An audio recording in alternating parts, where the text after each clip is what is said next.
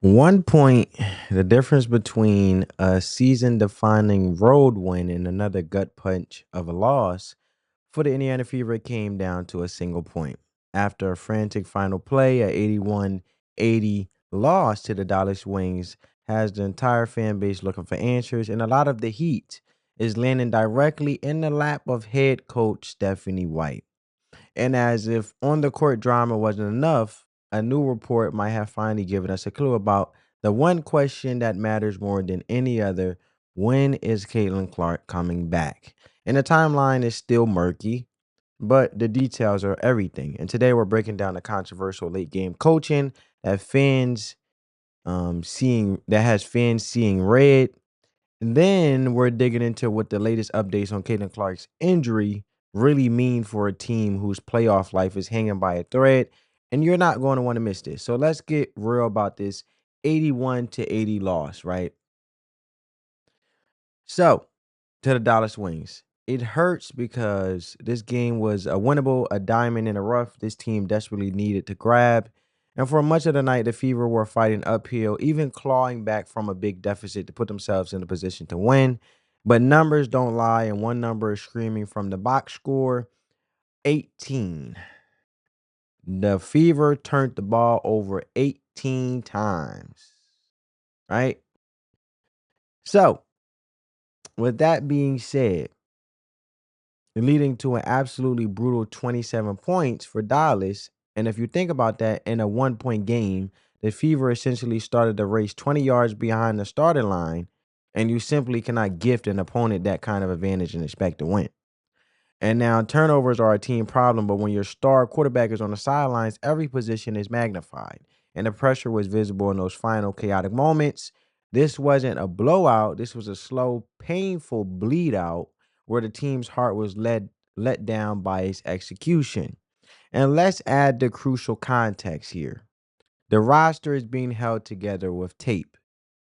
They aren't just missing the generational talent of Caitlin Clark. They recently lost both Ari McDonald and Sydney Colson to season-ending injuries, which has completely gutted their guard depth. So you have a team playing with one hand tied behind his back, knowing their margin for error is zero. While they fought like hell, the lack of a true floor general to organize them in crunch time was the fatal flaw. This loss drops them to 18-14. I'm sure you guys know, putting them in fifth in place and turning every single remaining game into a must-win playoff scenario. And when you lose a nail biter, the microscope comes out, and right now it's a burning hole through the head coach, Stephanie White. Social media erupted after the game with fans and analysts dissecting her every move in those final critical seconds. And the core of the frustration is clock and timeout management. In the closing moments of a pro game, every decision is a chess move. Did she draw up the right play? Should she have called a timeout sooner to prevent the chaos? Fans are running back to the tape, and the consensus is that the strategy didn't put players in the best position to succeed. And when you're coaching the most watched team in the league, this kind of scrutiny is part of the job. So I want you guys to see what Stephanie White discussed when it came to the loss, and she defends Kelsey Mitchell and Aaliyah Boston and says there's double standards in the calls. Check it out. I didn't think our attention to detail on defense was very good. They got loose for some easy ones. We started fouling, getting to the free throw line, and turning the ball over. I mean, there were moments where, there's no transition defense for turnovers for scores. And, we had multiple in a row. I mean, 27 points off of turnovers. And, I felt like our group did some uncharacteristic things. Well, all of our point guards are injured. I think that's the first thing.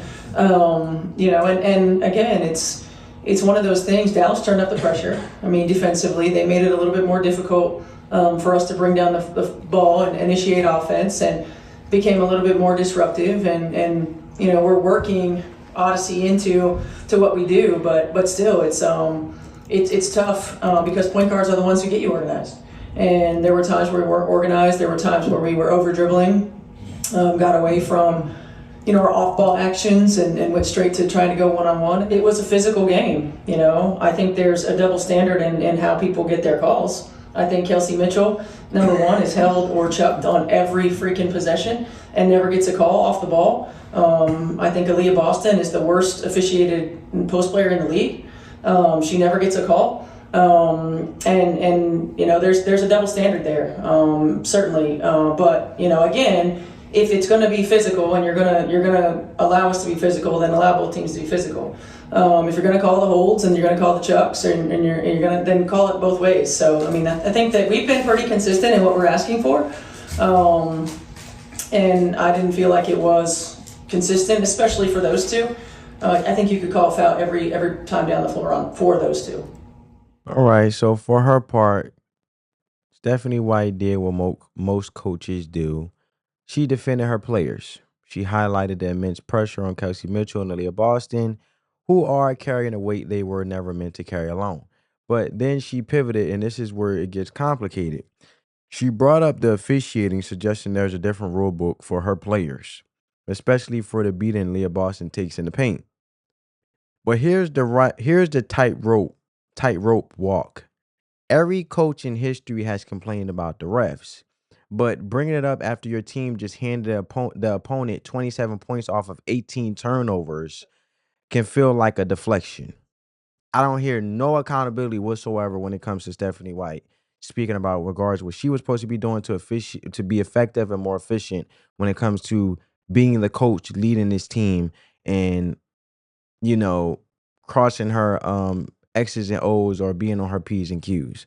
It looks less like defending your team and more like trying to change the subject from your own squad's mistakes. And to me, it sounds, I hear no accountability. I hear a bunch of words solid, and I say, let me just talk enough so you don't have to ask me no questions. So you take the heat off of me so I don't get held accountable for nothing.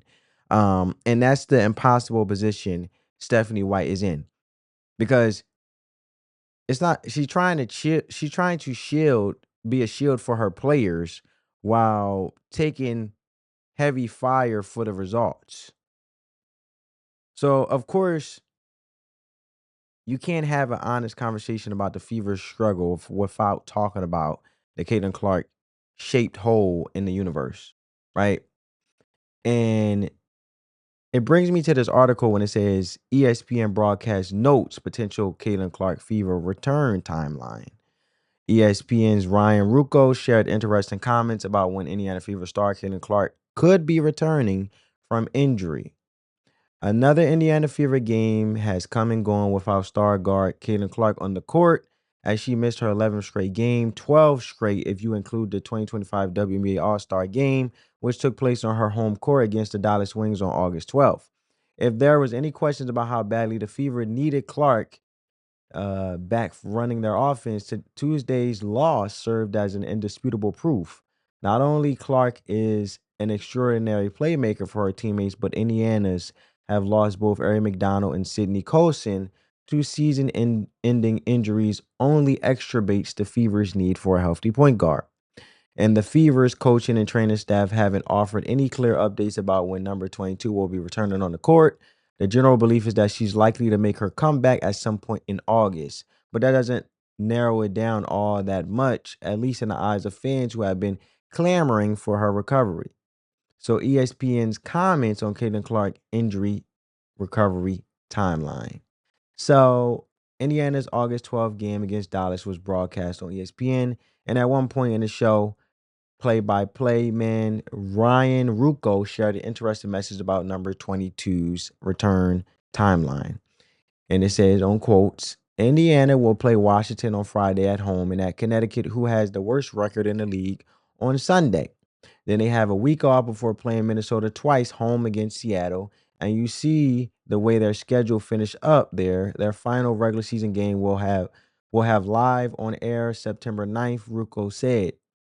Now, that stretch where they have the week off is where Stephanie White reiterated to us today. She's hoping Caitlin Clark returns to practice, he added. Stephanie talked yesterday about how Caitlin has been running more, doing more on court work, and she's hoping that Caitlin returns to practice next week. And we need multiple days in practice before she then gets into a game. But you see the way the schedule stacks up after that week and wonder, could one of those games against Minnesota or maybe the 26th at home against Seattle be a potential return game? Rucco concluded of Clark. Now let's check out what was said. Indiana will play Washington on Friday at home, then at Connecticut, who has the worst record in the league, on Sunday. Then they have a week off before playing Minnesota twice, home Seattle. You see the way the schedule finishes up. Their final regular season game will have on our air September 9th. Now that's stretch where they have the week off. So let me let that play. So this is basically them playing against Dallas and them broadcasting the game and them practice. Stephanie talked yesterday about how Caitlin has been running more, doing more on-court work. She is hoping that Caitlin returns to practice next week. Would need multiple days of practice before she then gets into a game. But you see the way the schedule stacks up after that week and wonder. So you guys get the gist because I basically said it right. So when you look at it right, her absence is the lens through which this entire season is now viewed. So what's actually going on? Caitlin Clark has been out since July 15th with the right groin injury suffered in a win over the Sun. The recent stint has her sidelined for 11 straight games, but that's just the latest chapter. And this season has been a war of attrition for her. If you factor in an earlier left quad strain and a different left groin injury, she's now missed a total of 19 games after playing in just 13. And this is unheard of for a player who was famously bulletproof through high school and college. And it's a brutal introduction to the physical toll of the WNBA. And let's be clear, when you see repeated soft tissue injuries like this, it's a massive red flag. And it's like driving a high performance race car with a tire that has a slow, persistent leak. And you could keep patching it up and you go through a few more laps, but you know the underlying issue is stress. And if you push it too hard, you're not just risking a flat, you're risking a catastrophic blowout. And this isn't about one game in August. It's about protecting the future of $1 billion asset. And this all leads to one thing everyone wants to know. When is she back? Officially, the team and Coach Stephanie White have been playing it close to the vest, and the party line is a day-to-day approach, and they refuse to put a date on the calendar. And Stephanie White has emphasized they are slow rolling it, stressing that getting Clark to 100% is the only thing that matters, not 90 or 95. But finally, we have a tangible piece of information where recent reports confirming Clark has started full court running, as you guys heard in the article. And for anyone who goes through physical rehab, you know that's a major milestone. And it signals the muscle can handle explosive straight line stress. But in this reality check, she has not returned to full practice or any contact drills. So here's what that really means. She's on the right road, but she's not even close to the finish line, basically, is what they're saying. And full court running is like being cleared to drive on a straight empty highway. Full contact practice is like merging into rush hour traffic. And you don't know if you're truly ready until you're back in the chaos. And the timer is reportedly hoping for a return within weeks, but there's where the problem lies, right? Because weeks, so to say, could mean she's back with 2 games to spare, or it could mean she's thrown into a do or die playoff game completely cold. And the organization is making a smart long-term play, but it's creating a brutally tense situation in the short term. And I need to hear from you on this. First, the injury. Is the Fever's extreme caution with Caitlin Clark the right call, even if it costs them playoff seeding? Or is it time to get her back on the floor? Second, the coaching. Are fans justified in blaming Stephanie White for the late game management, or is this just the inevitable result of a decimated roster? So drop your unfiltered take in the comments below, and I want to know what you guys think and where you stand. And it would be easy to watch all of this and declare the season a wash, but there's a disservice to the players still in the trenches, right? Because despite the crushing loss to Dallas and playing without their superstar, the team refuses to break. Let's not forget the Indiana Fever are 18-14 and holding on to a playoff spot. So this is a direct result of the players who have stepped into the void, right? Sophia Cunningham. We talking Lexi Hall. You know, they had Chloe Bibby. She just came along. hitting some threes here and there. Aaliyah Boston stepping up big time with that physicality. So you have to give a massive amount of credit to Kelsey Mitchell, Aaliyah Boston, Sophia Cunningham, and they've been asked to carry an impossible burden, both as scorers and leaders. And Boston is still a force that teams have to game plan for every night. And Mitchell has taken on the lion's share of the playmaking duties, and they are the sole reason the team is still treading water instead of sinking to the bottom of the standings. And I got to give Ari McDonald her credit too, because she's a pest defensively and phenomenal at what she does in regards of being a defensive showstopper, let alone stopper. So, but hustle can only mask foundational problems for so long, is my point. And the real impact of Clark's absence was on full display against the Wings, because those 18 turnovers are a direct symptom of not having your elite floor general on the court. Clark doesn't just bring the scoring, she brings the order to the chaos. She's the one who calms the offense, makes the right read, and prevents the unforced errors. And don't get me wrong, Caitlin Clark does the turnovers too, but she has gotten better at not doing as much turnovers as much, right? And without her, the margin for error is non-existent, and against Dallas, that margin finally evaporated. But I want you guys to check out this last article I wanted to show you guys, and it says, with no established point guards, feverish, disorganized play leads to loss to Dallas. Right? And I think this substantiates my point of needing a floor general on the floor like Caitlin Clark. So it says the Indiana Fever could never really find a rhythm against the Dallas Wings on Tuesday night. It was a physical game with inconsistent officiating, something Fever coach Stephanie White called out post-game. On the top of that, too, the Fever's disorganized play mostly stemmed from their lack of an established point guard, leading to an 81-80 loss. And you guys already heard what Stephanie White had to say in the clip. And Indiana came out of its August 7th game against Phoenix with no healthy point guards. Kaylin has been out since July 15 with the right groin. We talked about that. Sydney Coast and Ari McDonald being out. The Fever's backup point guards that left the game with season-ending injuries. Carlson tore her left ACL, and McDonald broke a bone in her foot, leaving the Fever suddenly without any point guards with a game less than a day away. So obviously the two injuries at once, knowing that your second and third point guard in the situation that are out, it was more of a you got to be kidding me kind of thing, White said pre-game. So Indiana managed against Chicago on August 9th using Kelsey Mitchell as an emergency point guard. She played well in that role, scoring, as we know, 26 points and a season high 8 assists and a 22-point win. Right? When we look at the box score, we already see, Kelsey Mitchell had 24 points or whatever the case may be. So when you look at things, but that actually she scored that 26 points. Sorry, family. She scored that actually when they played Chicago on August 9th. So when they played Dallas, the Dallas Wings exposed a new challenge for Indiana on Tuesday night, and the challenges that stem from not having a point guard that could effectively run the offense. And of course, that's not the Fever's fault. They can plan for two season-ending injuries. They can't plan for two season-ending injuries to the healthy point guards in the same game. So Indiana signed a player on a hardship as soon as possible, bringing in point guard Odyssey Sims on Sunday. And the Fever couldn't sign her earlier as McDonald and Carlson needed to miss a game before Indiana became eligible for a hardship.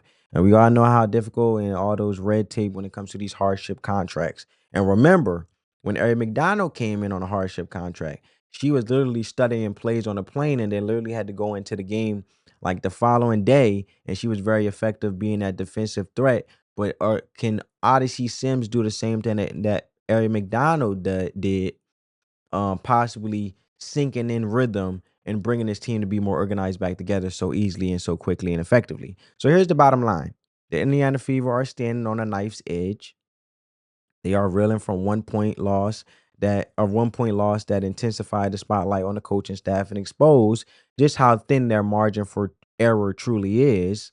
And that vulnerability is a direct result of their superstar, Caitlin Clark, recovering on an intentionally vague timeline.